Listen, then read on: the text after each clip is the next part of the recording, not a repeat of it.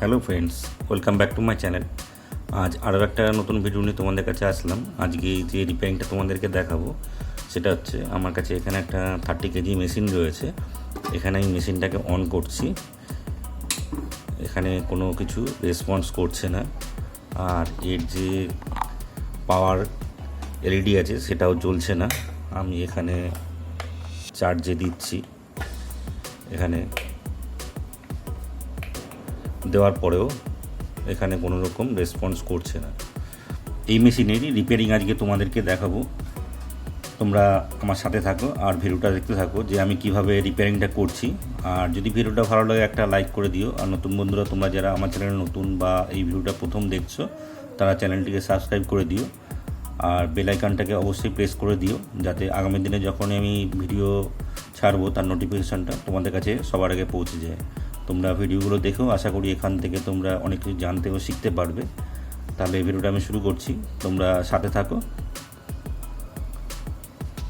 এই মেশিনটাকে খুলতে গেলে এখানে পরে দুটো অ্যালান বোল্ট রয়েছে, যেটা কিনা 5 নাম্বার অ্যালান কি দিয়ে এখান থেকে খুলতে হবে। আর এটা উপরেরটা খোলা হয়ে গেলে এর পেছন দিকে 4 কোণায় 4টে স্ক্রু আছে। এই 4 কোণায় 4টে স্ক্রু আছে, এই 4 কোণায় 4টে স্ক্রু তারপরে খুলতে হবে। খুললে এর যে উপর পোর্শনটা আছে, এই উপর পোর্শনটা খুলে যাবে। তাহলে আমি এই কাজগুলো করে তারপরে তোমাদেরকে আবার দেখাচ্ছি। এখানে আমার মেশিনটা খোলা হয়ে গেছে। এই হচ্ছে মেশিন ভেতর পার্ট, দেখাই যাচ্ছে। এই হচ্ছে ভেতরের পার্ট, দিকে ট্রান্সফর্মার রয়েছে, মাদারবোর্ড রয়েছে, ব্যাটারি রয়েছে, সেন্সার রয়েছে। এবার যেহেতু এখানে পাওয়ার আসছে না, সেহেতু আমাকে সবার আগে দেখতে হবে এই ট্রান্সফর্মারটা চেক করতে হবে। ট্রান্সফর্মারটা কীভাবে চেক করব আমরা? ট্রান্সফর্মারটা চেক করতে গেলে প্রথমে এই যে এসি কর্ডের যে মেন যে কর্ডটা রয়েছে, এই কর্ডের যে মাথাটা আছে, এই মাথাটাকে প্রথমে মিটার দিয়ে চেক করতে হবে।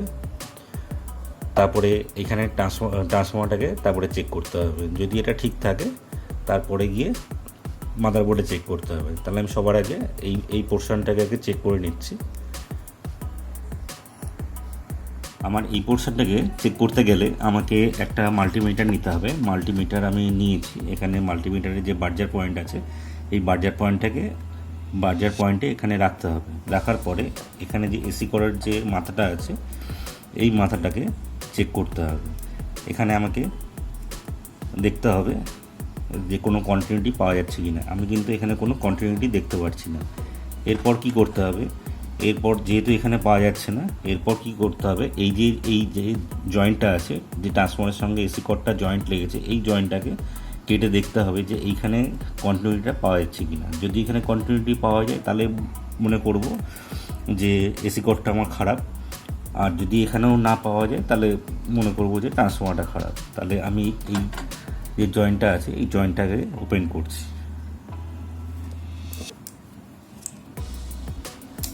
এখানে জয়েন্টটাকে ওপেন করতে গেলে একটা কাটার দিয়ে এই ওয়্যারটাকে কেটে নিতে হবে।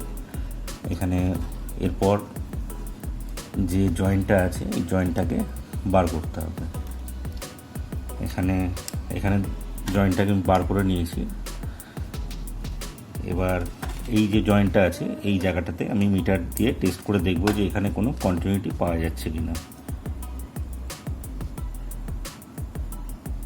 বন্ধুরা, তোমরা দেখতেই পাচ্ছ যে এখানে আমার কন্টিনিউটিটা রয়েছে। এখানে কিন্তু আমার কন্টিনিউটি রয়েছে। এখানে আমি ভালো করে দেখাচ্ছি, এখানে কিন্তু আমার কন্টিনিউটি শো করছে।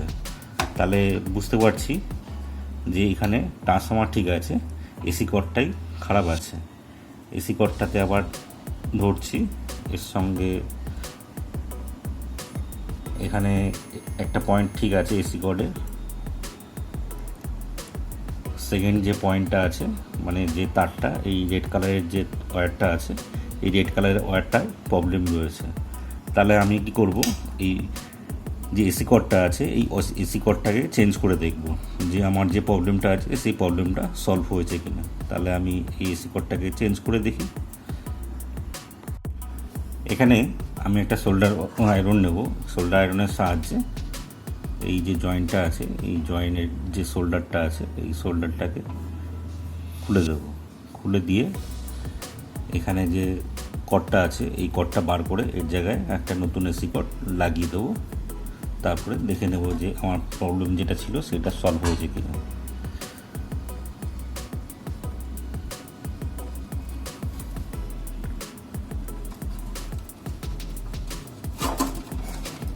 এই হচ্ছে এর পুরনো এসি কর্ড যেটা এখানে লাগানো ছিল, আর এই হচ্ছে নতুন এসি কর্ড যেটা আমি এখানে একটা, এইখানে যে ট্রান্সফর্মার আছে ট্রান্সফর্মারের সঙ্গে এখানে লাগিয়ে দেব। যেরকমভাবে ছিল ঠিক সেইভাবেই এটাকে কাজটা করে দেবো আমি।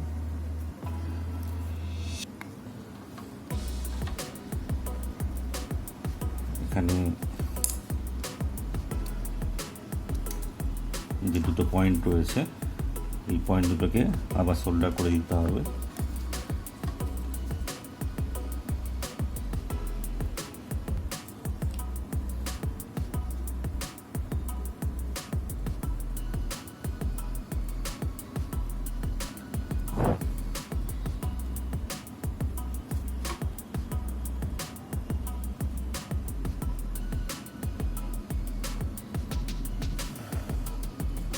এখানে আমার সোল্ডার করা হয়ে গেছে। এখানে যেরকম ছিল সেরকমভাবে আমি আবার এটাকে দিয়ে দিচ্ছি।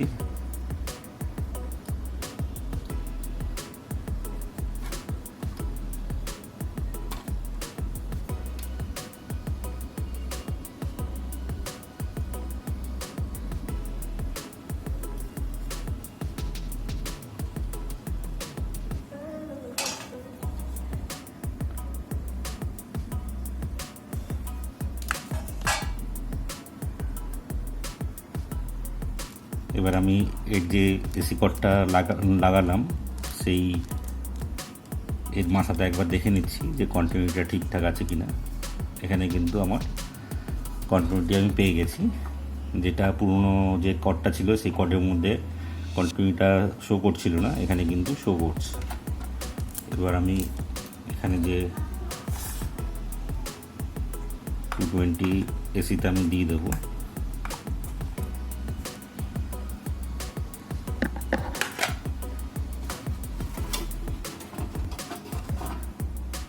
এখানে আমার মেশিন কিন্তু চালু হয়ে গেছে।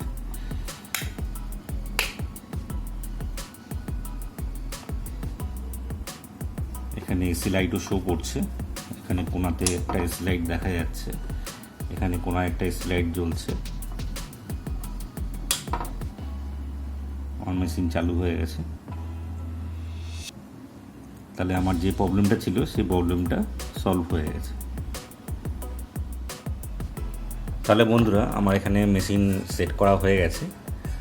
এখানে মেশিনটাকে আমি চালিয়ে নিচ্ছি। এখানে আমার মেশিন পুরো রেডি। যা প্রবলেম ছিল সেটা আমার সলভ হয়ে গেছে।